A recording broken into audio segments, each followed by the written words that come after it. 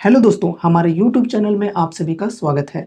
आज की इस वीडियो में हम टाइटन कंपनी से रिलेटेड एक बहुत ही बड़ी गुड न्यूज़ के ऊपर डिस्कशन करने वाले हैं, जो कि इनकी Q4 की बिजनेस अपडेट से रिलेटेड होने वाली है। और ये जो अपडेट है काफ़ी पॉजिटिव अपडेट है और ये कल के दिन आई थी जब मार्केट क्लोज थी। तो इसलिए इनको मौका नहीं मिला था तेज़ी दिखाने का, ठीक है, बल्कि उस दिन नेगेटिव में ही ये जो स्टॉक है ये बंद हुआ था।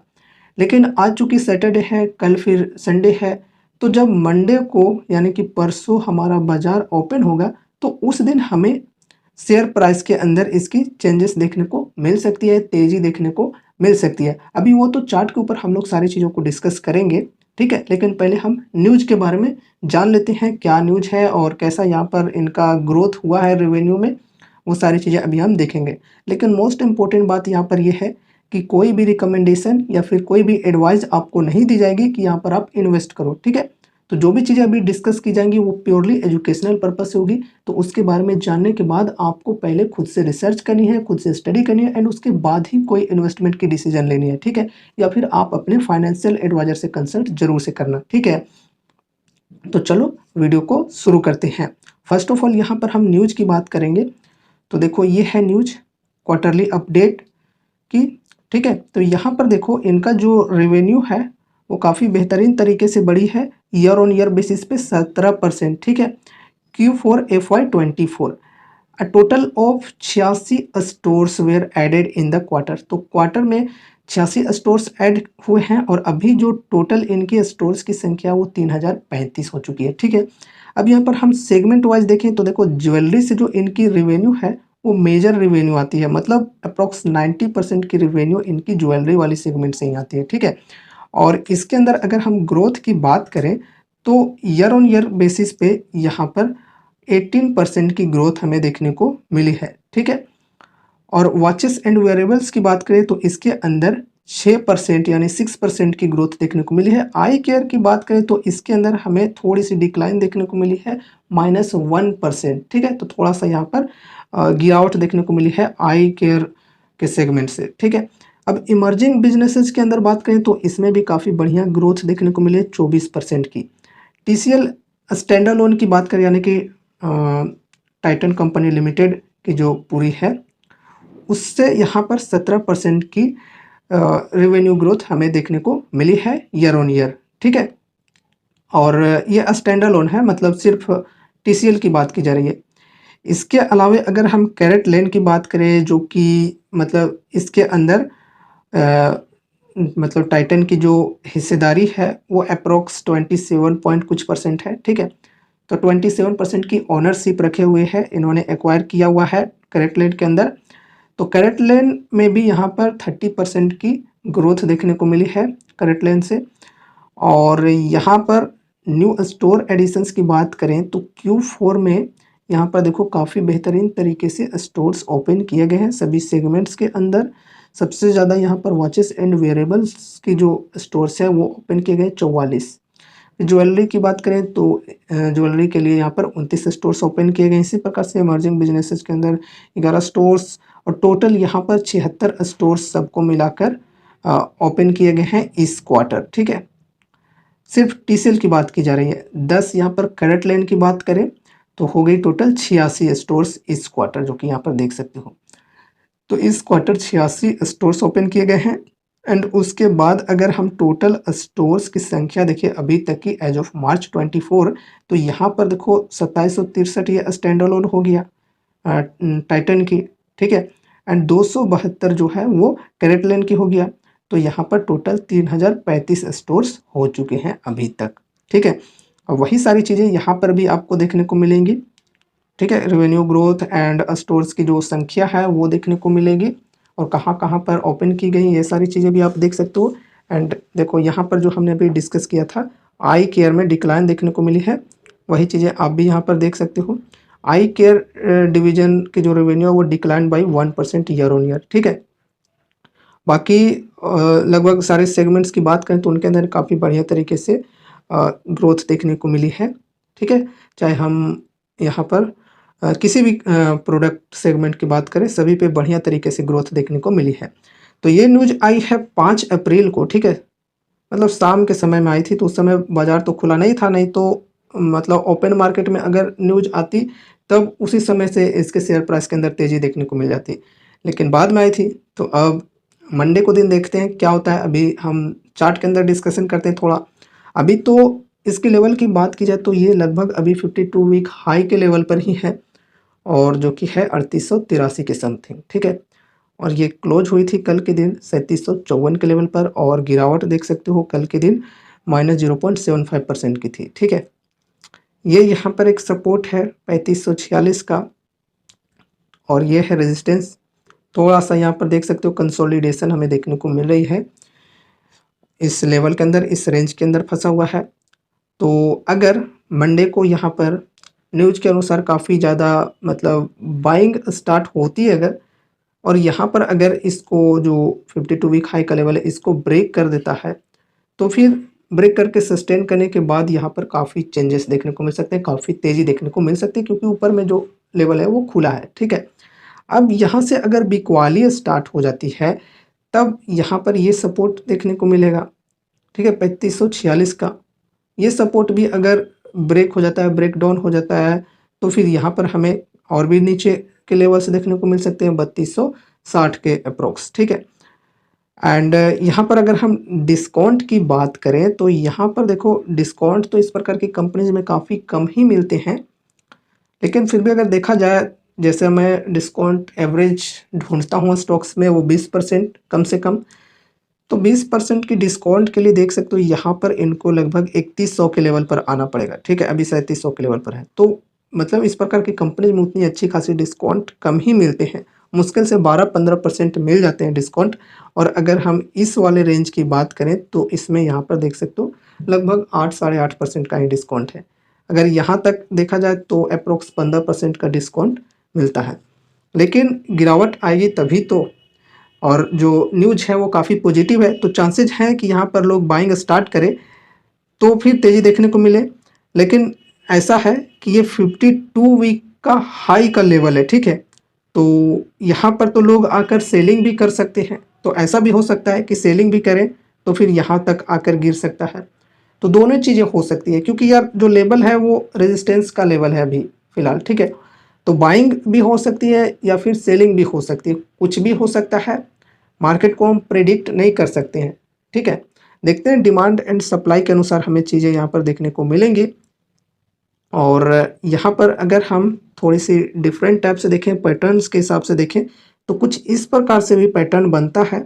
यहाँ पर देख सकते हो ये नीचे का लेवल है, ये ऊपर का लेवल है, ये एक ट्रेंड लाइन है। मोमेंटम के अनुसार अगर हम जाना चाहें तो उसके लिए यहाँ पर ये स्टॉक को यहाँ आना पड़ेगा, इस लेवल पर बाई करेंगे, तो फिर यहाँ से उठने के बाद अगर यहाँ तक चला जाता है तो यहाँ से हम प्रॉफिट बुकिंग कर सकते हैं। तो इस प्रकार से मोमेंटम के अनुसार अगर जाता है तो फिर यहाँ पर हम इधर के लेवल पर बाई कर सकते हैं, ये वाला लेवल पर, ठीक है।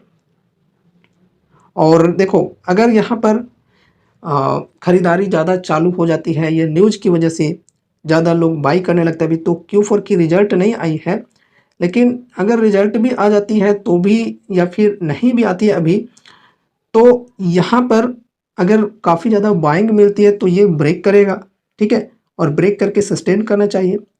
तो फिर अगर ऐसा होता है तो फिर यहाँ पर काफ़ी बढ़िया तेज़ी मिलने के चांसेस हैं, ठीक है, क्योंकि ये ऑल टाइम का हाई लेवल है, ठीक है, 52 वीक का भी हाई लेवल है, ठीक है। तो काफ़ी तेज़ी मिलने के चांसेस हैं। अब उसी प्रकार से अगर यहाँ से प्रॉफिट बुकिंग चालू हो जाती है तो फिर यहाँ पर ये सपोर्ट है, और यहाँ से अगर ब्रेकडाउन होता है तो फिर यहाँ से भी काफ़ी गिरावट देखने को मिल सकती है।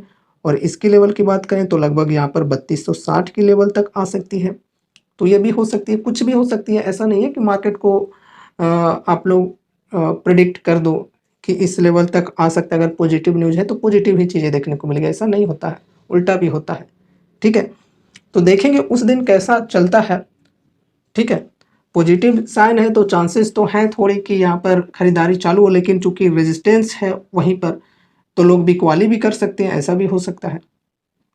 अब यहाँ पर हम इनके फंडामेंटल से रिलेटेड थोड़ी सी डिस्कशन कर लेते हैं। शॉर्टकट में बात करूँगा, अगर आपको डिटेल्स में जाननी है तो आप खुद से स्टडी कर लेना, या फिर एक कमेंट जरूर से कर देना कि हाँ इस पर एक डिटेल्स एनालिसिस वीडियो आनी चाहिए, फिर मैं इसके ऊपर एक डिटेल्स में एनालिसिस वीडियो बना दूंगा, ठीक है। मार्केट कैप की बात करें तो देख सकते हो ये एक लार्ज कैप कंपनी है, 3,33,000 करोड़ का मार्केट कैप है। स्टॉक का पी 96 का है, इंडस्ट्री पी है 29 का, ठीक है। तो थोड़ा सा यहाँ पर ओवर वैल्यूड मान सकते हैं। एंड आरओसी की बात करें तो बढ़िया 25.1% का। डेब्ट टू इक्विटी थोड़ा सा ज़्यादा है, थोड़ा सा है, ठीक है, 1.15 है, ठीक है। और डेब्ट की बात करें तो 14,254 करोड़ का है। फ्री कैश है 950 करोड़ का, तो ठीक है, 950 करोड़ का फ्री कैश है, तो ये फ्री कैश देकर थोड़ा सा डेब्ट को कम किया जा सकता है। बाकी टाटा की ब्रांड है तो लोगों को टाटा के ऊपर काफ़ी ज़्यादा ट्रस्ट है, टाटा की जो कंपनियां हैं उनके ऊपर भी काफ़ी ज़्यादा ट्रस्ट है। अब देखो यहाँ पर करेंट प्राइस की बात करें तो वो है 3754 का। बुक वैल्यू की बात करें 140 का है। आरओई बढ़िया है 30.8% का। यहाँ पर 52 वीक हाई एंड लो की बात करें तो 3887 और 2559 का है, ठीक है। डिविडेंड यील्ड की बात करें तो 0.27% का है। फेस वैल्यू की बात करें तो ₹1 का है। ईपीएस है 38.9 रुपये का। चलो नेक्स्ट हम बढ़ते हैं यहाँ पर इनके प्रॉफिट एंड लॉस स्टेटमेंट के अंदर। तो पिछले कुछ यहाँ पर 2-3 सालों का डेटा हम लोग देखेंगे। बाकी और भी पिछले वाले को देखना चाहते हो तो स्क्रीनर पे चेकआउट कर लेना।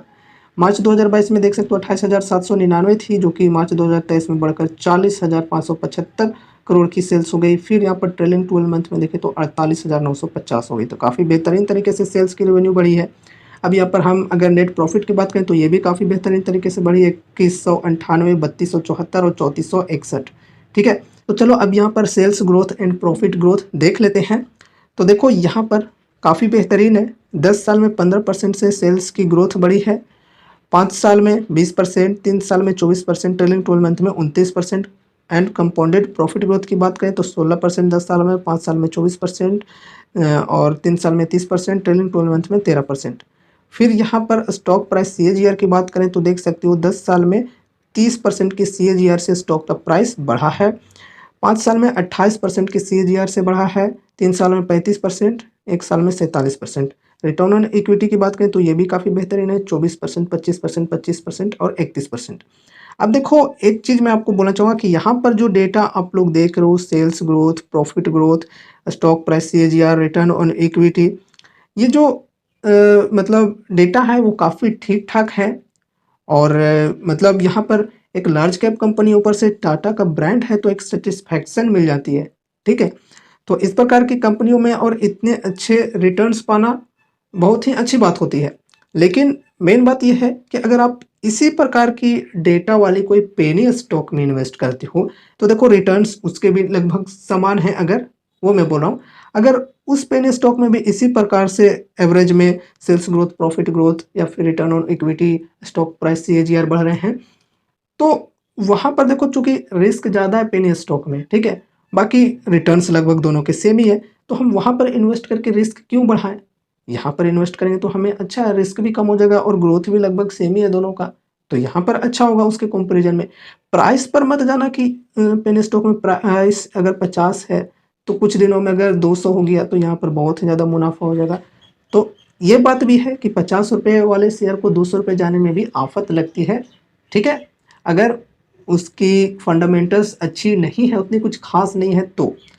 लेकिन फिर भी स्टॉक प्राइस के अनुसार आपको नहीं जाना होता है, ठीक है।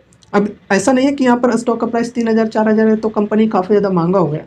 कंपनी स्टॉक प्राइस के अकॉर्डिंग महंगा या सस्ता नहीं होता है, जैसा कि हमने पिछले एक वीडियो में भी डिस्कस किया था, ठीक है। और ऐसा भी नहीं है कि सारे पेनी स्टॉक खराब होते हैं। तो पेनी स्टॉक में इन्वेस्ट करने का मतलब ये है कि हमें वहाँ पर रिस्क अगर लेना है तो उसके बदले में रिटर्न्स भी तो ज़्यादा मिलना चाहिए। अब इतने ही परसेंटेज में रिटर्न मिलेंगे तो हम पेनी स्टॉक को क्यों चूज करेंगे, उसके कंपेयर में हम यहाँ क्यों ना इन्वेस्ट कर देंगे कि हमारा रिस्क भी कम हो जाएगा। तो देखो पेनी स्टॉक में क्या है, इससे डबल ट्रिपल कम से कम हमें मिलने चाहिए, क्या, सेल्स ग्रोथ और प्रॉफिट ग्रोथ। तो फिर वहाँ पर हमें रिस्क लेने में कुछ सुकून भी रहेगा कि चलो रिस्क लिए तो हमें रिवॉर्ड भी ठीक ठाक मिले। अब रिस्क वहाँ पर लेंगे काफ़ी ज़्यादा लेकिन रिटर्न्स इन्हीं के जैसा है, तो फिर हम यहाँ क्यों ना इन्वेस्ट करें, क्योंकि यहाँ पर रिस्क थोड़ा सा कम है। तो ये चीज़ें हैं समझने वाली, ठीक है। अब नेक्स्ट यहाँ पर हम शेयर होल्डिंग पैटर्न के अंदर बढ़ते हैं। तो यहाँ पर देखो प्रमोटर्स की होल्डिंग 50% से ज़्यादा है, जो कि अच्छी बात है। और ये जो होल्डिंग है ये पिछले 3 क्वार्टर में देख रहे हो स्टेबल है। एफआईआईज की बात करें तो यहाँ पर थोड़ी सी घटी है होल्डिंग दिसंबर 2023 के क्वार्टर में, पिछले क्वार्टर के मुकाबले में देखा जाए तो, ठीक है। अब DIH की बात करें तो DIH की जो होल्डिंग है वो थोड़ी सी बढ़ी है, पिछले क्वार्टर के मुकाबले में 10.25% हो चुकी है। गवर्नमेंट की होल्डिंग की बात करें तो गवर्नमेंट भी स्टेबल है पिछले 3 क्वार्टर से। एंड पब्लिक की बात करें तो पब्लिक की होल्डिंग थोड़ी सी घटी है, पिछले क्वार्टर के मुकाबले में 17.77% हो चुकी है। तो शेयर होल्डिंग पैटर्न भी देखें तो ठीक ठाक है। अब कंपनी के जो बिजनेस है ये भी बेहतरीन है, और जो इनकी बिजनेस है मतलब अपीयरेंस वाला वॉचेस की बात करें या फिर ज्वेलरी की बात करें तो ये डिमांड तो हमेशा चलती ही रहेगी भाई, ठीक है। तो उस हिसाब से देखा जाए तो लॉन्ग टर्म के लिए अच्छी स्टॉक मानी जाती है, लेकिन कोई रिकमेंडेशन या फिर एडवाइस नहीं है। और टाटा का ब्रांड जुड़ गया है तो थोड़ी सी यहाँ पर सेफ्टी फील होती है लोगों को, ठीक है। और अभी तक यहाँ पर टाइटन की बात करें तो रिटर्न्स भी काफ़ी बढ़िया दे चुकी है अपने इन्वेस्टर्स को, ठीक है। सो गाइज ये रही हमारी आज की वीडियो टाइटन कंपनी से रिलेटेड। अभी हमने काफ़ी सारी चीज़ों को डिस्कस किया यहाँ पर, जैसे हम इसकी Q4 की बिजनेस अपडेट की बात करें या फिर इनके फंडामेंटल्स की बात करें, प्रॉफिट ग्रोथ, सेल्स ग्रोथ, ये सारी चीज़ों को अभी हमने डिस्कस किया। अभी भी अगर आपके मन में कोई क्वेश्चन है, कोई डाउट्स हैं तो कमेंट के माध्यम से पूछ सकते हो। और अगर आप हमारे चैनल पर नए हो तो चैनल को सब्सक्राइब करके बेल आइकन पे प्रेस कर देना और ऑल नोटिफिकेशन जरूर से कर देना, ठीक है। तो मिलते हैं अगले नए वीडियोस के साथ, तब तक के लिए बाय बाय।